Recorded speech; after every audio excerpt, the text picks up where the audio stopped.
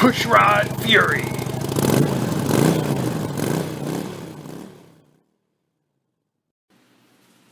Ran when parked. Just needs a carb cleaning.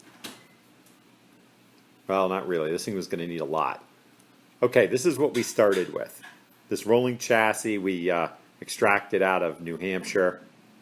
We threw it in a van, got it back to Brooklyn, and immediately started taking it apart to kind of get a lay of the land of what's left from the scavenger hunt that someone else did to this thing before we had our hands on it.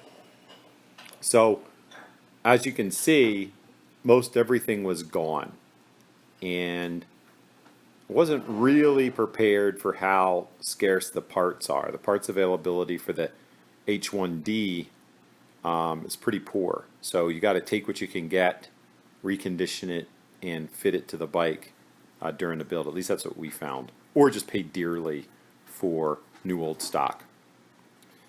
You may have noticed it's missing an engine.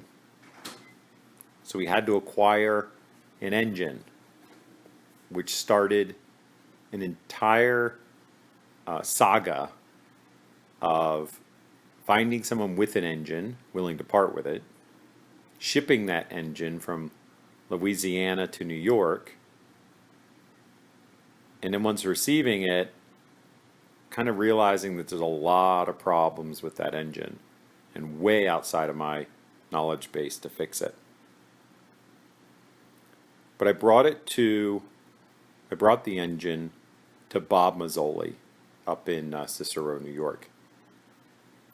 And Bob took a look at it, and it didn't take long for him to determine that this engine was garbage. It had been apparently underwater, so the crankshaft was completely rusted inside of the cases. And a common problem with these bikes are the cylinder bolts. They rust, and then the body of the bolt expands and traps the cylinders on, and there's a lot of tricks on how to remove them. And of course, Bob is a knowledge expert at that. He knows how to get cylinders off. But he spent 2 weeks of different treatments and oils and acids, and the only thing he could ever do is get the heads off, not the cylinders.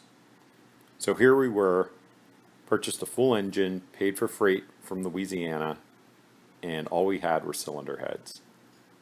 But we also had a really good partner, someone who took on the challenge to take these cylinder heads and start building a proper H1D engine around these heads using the parts that he had on hand and parts that he could scavenge. And I can't say enough good things about Bob Mazzoli for doing that for this project. And as Bob continued that build, he sent photos of his progress, and that really kept us motivated to get a rolling chassis together so that there was a nice home for this engine once Bob finished it.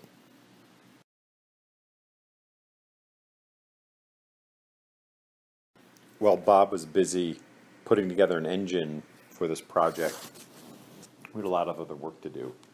One is find missing parts. And so here's an example of kind of work with what you can get. We were able to dig a taillight assembly, taillight bracket out of a boneyard. You can see the condition of this thing. And so it required a lot of vinegar. So that's our go-to, is to just dunk these rusted parts in vinegar for a few days and let the vinegar dissolve the rust and then prepare it for paint. But luckily this part just needs to have the rust removed and painted. You can't really see it once it's installed. So we did that. Had to find a lot of other little parts and things to get the bike to go together from eBay, from different vendors, from aftermarket sources, new old stock, you name it. Of course, the other part of this, if it's going to be a rolling chassis that we're going to throw a engine into, you need wheels. And so we had to go through both the front wheel and the rear wheel. The rear wheel was trashed, it was totally rusted out. The spoke nipples were all rusted out. So to take a new DID rim, and lace it up with some stainless steel spokes from Buchanan. You can also see that we took some time to clean the hub. The hub was really badly oxidized and covered in grease. You can see the progress in the photo of what we started with, the beginning of the polishing, and of course once it's all laced up with the new spokes and the polished hub is starting to look pretty good. We also did suspension, so we've got a good shot here of what the shocks looked like. This is a cosmetic change. We basically just put them in really hot water and simple green and then polished them with Autosol. Autosol's an amazing cleaner, did a great job. And on the front end, you can see here, if you see in the original photo, they had painted the forks. The fork tubes are trashed, the fork seals are trashed. Had some really bad fork caps with air valves on them, so all this stuff is junk. So strip those down to nothing, put in new fork tubes, proper fork caps, and polish up the fork legs, and pull all that together with the stripped and painted triple trees, new steering stem bearings. Of course, the wheels are all prepared with new bearings, new seals, new swing arm bushings, and pull together the painted chassis, which we painted ourselves. You can see here we got it racked up for paint, and then we stripped the rust off and cleaned it. I think it's worth also saying that getting it clean was an absolute bear. The dirt and grime on this frame, I put a shot up for that. The dirt and grime wouldn't even come off with a power washer. Luckily, someone gave me a really good idea of using oven cleaner to strip this grime. And it worked. It was the only thing that worked. Simple green didn't do anything. Lacquer thinner didn't do anything. Pressure washer didn't do anything. Oven cleaner took the grime right off. We got not only the grime off, but it was actually suitable for painting after we washed it, rinsed it off. So we used Eastwood Extreme Chassis paint, and so we used a satin finish. It wasn't going for the gloss finishing, that shows too many fingerprints. So used the satin finish and primed it and painted it. Did that with all the black components on the bike, and the finish looks great, and it can be touched up, unlike powder coat, which is very difficult to touch up, and it never looks good after you touch it up. So that's my preference, is to paint, and really pleased with that product. So we took all these pieces and we brought it together into a rolling chassis, which you can see here, and then we were simply able to lift up the engine and drop it directly into the frame without getting anything scratched. And then we began getting the electricals installed. Now, I'd already gone through the wiring harness and checked all of the connections, checked for continuity between each end that was supposed to have continuity from one end to the other. Traced everything against the wiring harness so we knew exactly where every connector would go when we're ready to do the install. And this took about 4 hours of sitting at the dining room table and going through this harness. What was nice was when we brought the harness onto the chassis and started to install the new ignition system from Lakeland, it plugged right in. Everything's labeled clearly. The CDI unit plugged right in, voltage regulator plugged right in, all of the handlebar controls, plugged straight into the wiring harness, and then we connected the coils, and everything again was labeled nicely, so we didn't have any problems with wires being crossed or anything. What was really surprising was to just give it a test, turn on the key and kick the bike over, and it made a beautiful spark, beautiful blue sparks. So then we knew we just needed to get fuel to this thing and it would probably start. And that brings me to the carburetors. The carburetors came from the same supplier in Louisiana, and they were caked in dirt. There was soil, not just like debris from years of use, but actual soil packed into the carburetors. So the carburetors had to be soaked in boiling water. They had to be cleaned with all kinds of degreaser. We tried all kinds of things to get the carburetors clean. And the inside, the surfaces took quite a beating over the years, so it doesn't look perfect on the inside. But we replaced everything in the rebuild.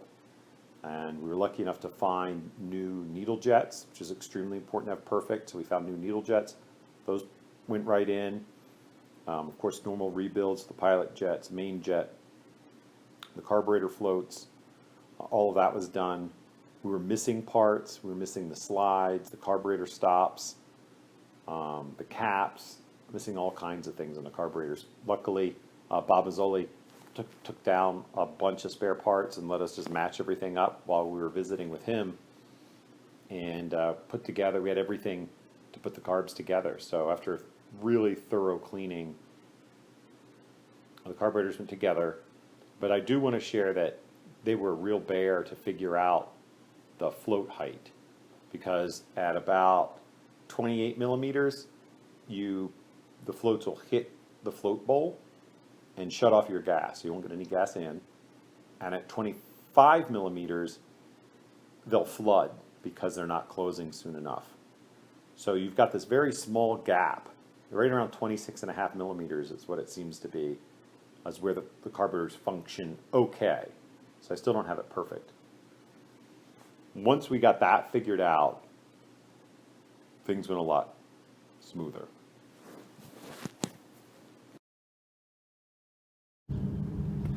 All right, here we are with the H1 disaster case. However, it's got a Bob Mazzoli engine in it, and the Swamp Thing heads, Swamp Thing carburetors, and it's all temporarily connected to the oil. I didn't have the right size lines and so on. But it's making spark. We've got the Lakeland ignition unit in it, and it seems like it should start. We should have fuel in the carbs. So let's see what happens when we attempt this. Never been started before.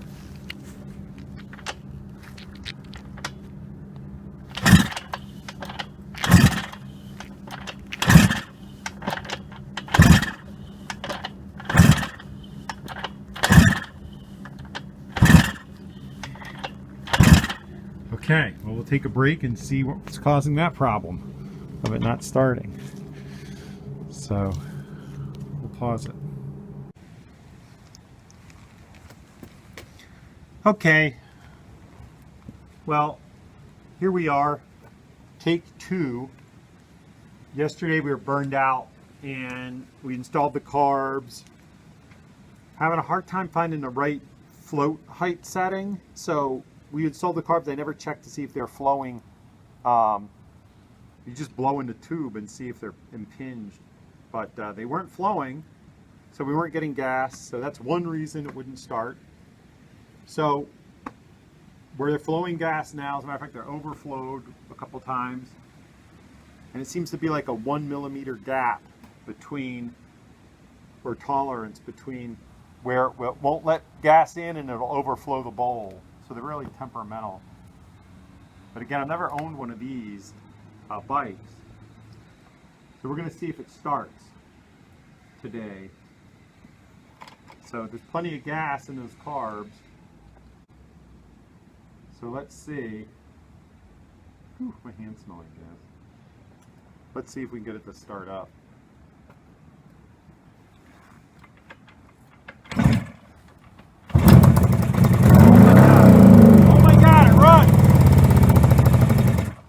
Holy crap. Holy smokes. Whoa. Ha! I guess the timing is set properly. Let's try that again.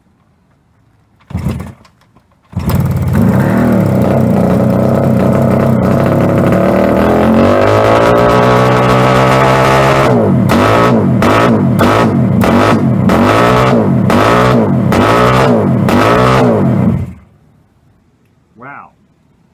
A little loud. Whew. Okay. Revving a little high. So let's see. Turn these choke.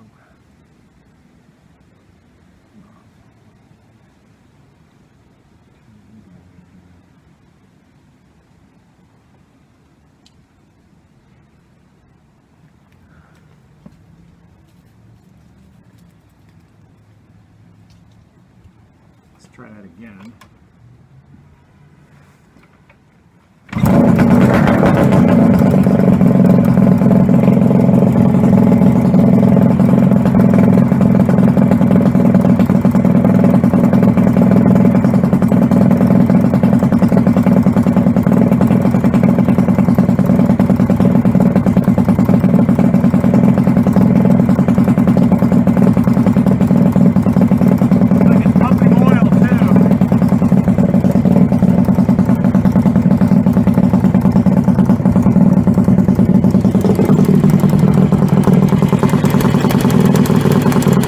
Oil pump now.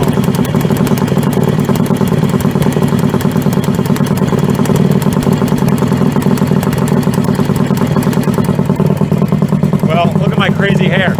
Anyway, what a wild adventure. Thanks, Bob Mazzoli. Oh my God. That guy is freaking awesome. Listen to this. This is crazy. Soon we'll have body work on this.